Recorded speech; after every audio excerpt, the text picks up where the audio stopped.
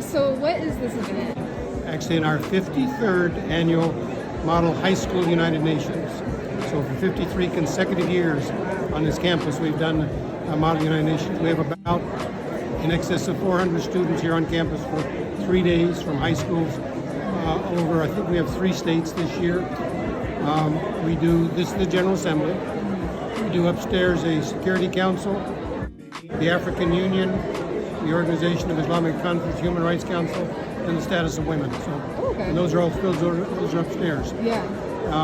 We try to best we can simulate the real atmosphere of the United Nations and compress that into 3 days. And the resolutions were all drafted by students themselves ahead of time, and so that's what we do.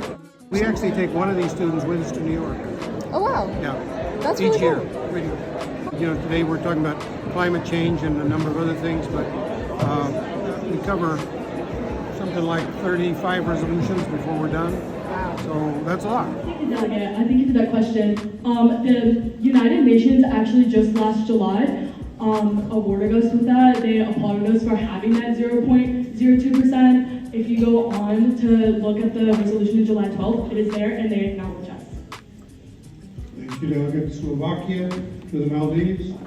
You're misunderstanding my point. What I am saying is that the use of renewable energy does not provide the energy yield to provide the energy needed to do an industrial revolution in developing countries such as those in Africa.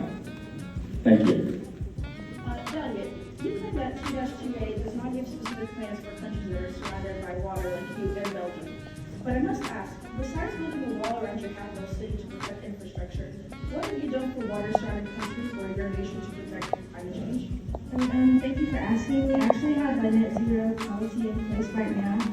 We're planning to have that done by 2030.